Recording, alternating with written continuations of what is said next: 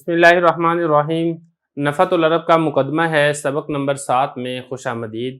آج کے سبق کے اندر نبی کریم صلی اللہ علیہ وسلم پر رحمت کاملہ کے نازل ہونے کی دعا کی گئی ہے۔ ساتھ ہی اس کے ساتھ ساتھ حضرت نے جو یہ کتاب تالیف کی ہے، تصنیف کی ہے، اس کی وجہ ذکر کی ہے کہ میں نے یہ کتاب کیوں تصنیف کی ہے۔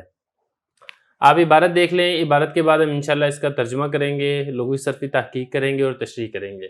اللہم فصلی علی منبع العلوم لا سیما العلوم العربیۃ الادبیۃ وعلی من ہدی حزبہ من ذریاتہ وازواجہ وصحابتہ واتباعہ الی یوم الدین، اما بعد فلقد رأیت طباع المستفیدین مائلۃ الی رسالۃ تہذب الاخلاق کأن قلوبہم قلوب اولی الاملاک۔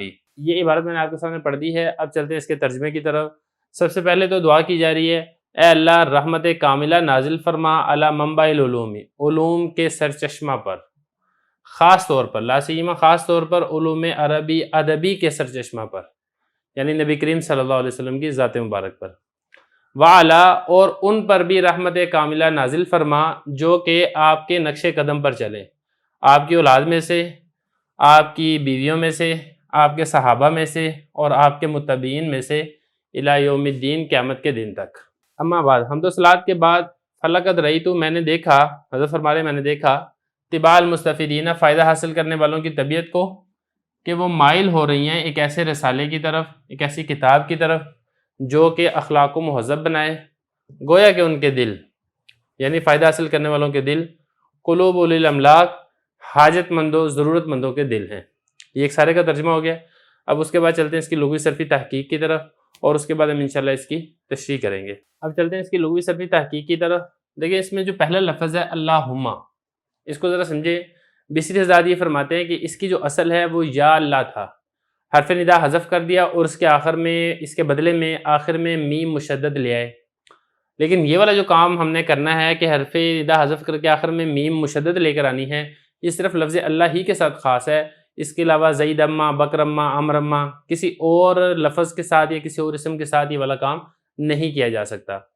جبکہ کوفی حضرات اس کے برعکس فرماتے ہیں، کوفی فرماتے ہیں کہ یہ جو اللہم ہے یہ یا اللہ امنا بخیر، اصل میں یہ تھا تو مرکب امتزاجی تھا، بعد میں پھر اس کے بعد اس میں تبدیلی کر کے اس کو اس طریقے سے کر دیا گیا۔ تو بہرحال اس کے اندر اختلاف ہے علماء لغت کا۔ اس کے بعد آگے چلیں، جبکہ اس کے بارے میں ایک چیز آپ اور سمجھ لیں کہ نضر بن شمیل فرماتے ہیں کہ جس نے اللہم کہا گویا کہ اس نے اللہ تعالیٰ کو اس کے جمیع اسماء حسنہ کے ساتھ پکارا ہے۔ یہ والا لفظ ہو گیا۔ آگے صلی یہ امر کا صیغہ ہے، رحمت کاملہ نازل کرنا، کیونکہ جب اس کی نسبت اللہ تعالیٰ کی طرف ہو تو پھر اس سے مراد ہوتی ہے رحمت کاملہ کا نزول۔ آگے لفظ دیکھیں، اگلا لفظ ہے منبع۔ یہ جو منبع ہے یہ واحد ہے، اس کی جمع آتی ہے منابع، چشموں کو یہ کہا جاتا ہے۔ منبع بھی ہو گیا۔ علوم یہ علم کی جمع ہے۔ اگلا لفظ دیکھیں لا سیما۔ دیکھیے جو لا سیما ہے اس میں جو ہے نا سیجن، اس کا مطلب ہوتا ہے برابری۔ عرب کا قول ہے ہما سیجانی، وہ دونوں برابر ہیں۔ اب اس کے بعد اس کے آخر میں جو میم الف ما ہے، یہ ما کون سی ہے؟ تو یہ ما زائدہ بھی ہو سکتی ہے، اور بعض حضرات یہ فرماتے ہیں کہ یہ والی جو ما ہے ما موصوفہ ہے، اور یہ جو سیجن ہے اس کو دونوں طرح پڑھا گیا ہے۔ اس کو تشدید کے ساتھ بھی پڑھا گیا سیجن، اور اس کو تخفیف کے ساتھ بھی پڑھا گیا لا سیما، دونوں طریقے سے اس کو پڑھا گیا۔ اور جو لا سیما ہے اس میں کبھی اس کا جو لا ہے شروع والا، اس لا کو حذف بھی کر دیا جاتا ہے، مگر یہ ایک ضعیف لغت ہے۔ اور لا سیما نحویوں کے نزدیک ایک کلمہ استثناء شمار ہوتا ہے۔ اس کا جو استعمال ہے اکثر و بیشتر واو کے ساتھ ہوتا ہے، ولا سیما، لیکن کبھی کبھار بلکہ لا کے واو کے بغیر بھی یہ استعمال ہو جاتا ہے، جیسا کہ آپ کو یہاں پہ واو کے بغیر استعمال ہوتا نظر آ رہا ہے۔ اچھا، لا سیما کے بعد جو اگلا لفظ آتا ہے، جیسے اس کے بعد یہ ہے العلوم العربیۃ الادبیہ، اس کے اوپر کیا اعراب پڑھنا ہے؟ تو دیکھیں اس کے بعد والے لفظ پر رفع، نصب اور جر تینوں طرح پڑھے گئے ہیں، لیکن علامہ رضی کے مطابق اس کے اوپر رفع پڑھنا یہ قلیل ہے، اور صاحب ایذا کی صراحت کے مطابق اس کے بعد والے اسم کو نصب دینا یہ خلاف قیاس ہے، اور جر کی صورت یہ کثیر الاستعمال ہے۔ تو جب یہ جر پڑھیں گے نا اس کے اوپر، تو ہم اس کو بنا دیں گے مضاف، یہ مضاف بن جائے گا، اور یہ جو سارا جملہ ہے آگے والا یہ بنے گا اس کا مضاف الیہ، جس کی وجہ سے اس کے اوپر جر آئے گا۔ تو یہ بات ہی لاسیما کے اوپر جو کہ ضروری تھی یہاں پہ کرنی، اس لیے ہم نے یہاں کے اوپر کر دی ہے۔ اگلا لفظ ہے حذا یحذو۔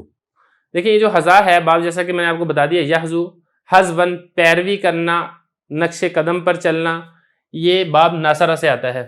ذریات یہ جمع ہے، واحد اس کی آتی ہے ذریتن، آل کو کہا جاتا ہے، اولاد کو کہا جاتا ہے۔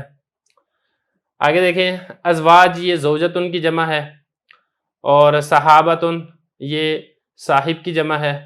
اگلا لفظ دیکھیں اتباع، یہ جو اتباع ہے یہ جمع ہے، واحد اس کی آتی ہے تبعن، متبع کو یہ کہا جاتا ہے، اردو کے اندر یہ متبع کے معنی کے اندر استعمال ہوتا ہے۔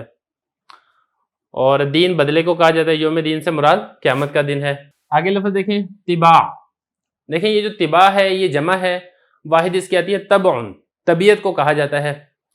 اس کے بعد اگلا لفظ ہے المستفیدین، یہ اسم فاعل کا صیغہ ہے، استفادہ یستفید استفادتن، باب استفعال ہے، اور اسی سے یہ اسم فاعل جمع کا صیغہ ہے، جمع مذکر کا۔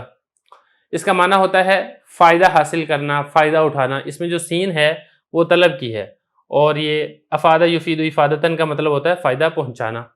یہ ہو گیا۔ اس کے بعد آگے دیکھیں مائلتن، یہ جو مالا یمیلو میلانن، باب اس کا ضربہ یضرب ہوتا ہے، مطلب ہوتا ہے کسی چیز کی طرف مائل ہونا۔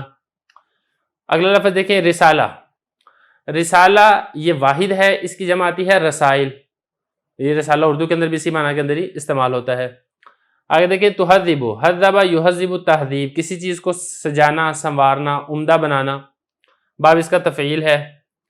اور اس کے بعد آگے دیکھیں اخلاق، اخلاق یہ جمع ہے خلقن کی۔ آگے دیکھیں قلوب، یہ جمع ہے قلب کی، دل کو کہتے ہیں۔ ایک لفظ رہ گیا، اس کو بھی دیکھ لیں۔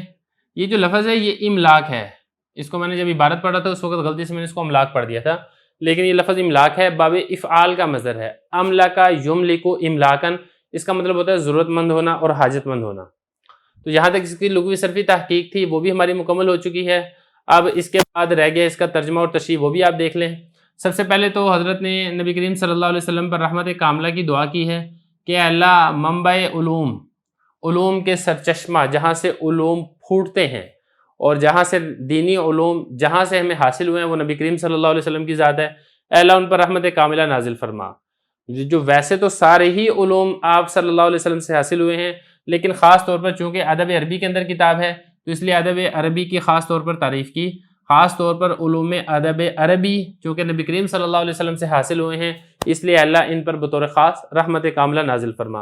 اور اس کے ساتھ ساتھ جو کوئی نبی کریم صلی اللہ علیہ وسلم کے نقش قدم پر چلا ہے علم حاصل کرنے میں عام طور پر، اور ادبی علم علوم عربیہ ادبیہ حاصل کرنے میں جو نبی کریم صلی اللہ علیہ وسلم کے نقش قدم پر چلا ہے، حذا حذوہ جو ان کے نقش قدم پر چلا ہے، ان پر بطور خاص، چاہے وہ آپ کی اولاد ہو، چاہے وہ آپ کی بیویاں ہوں، چاہے وہ آپ کے صحابہ ہوں، واتباعہ الی یوم الدین، اور قیامت کے دن تک نبی کریم صلی اللہ علیہ وسلم کی سارے کے سارے متبعین پر بھی اسی طرح اللہ کی رحمت کاملہ نازل ہو۔ اس کے بعد حمد و صلوات کے بعد آگے حضرت فرما رہے ہیں کہ میں نے کتاب کیوں لکھی ہے، فرما رہے ہیں کہ میں نے دیکھا فائدہ حاصل کرنے والوں کی طبیعتیں وہ ایک تقاضا کر رہی ہیں، ان کی طبیعت کے اندر میلان ہو رہا ہے اس چیز کا کہ کوئی ایک رسالہ، ایک کتاب ہونی چاہیے جس رسالے اور کتاب کو پڑھ کے اخلاق مہذب ہو جائیں اور انسان اچھے اخلاق سیکھ جائے۔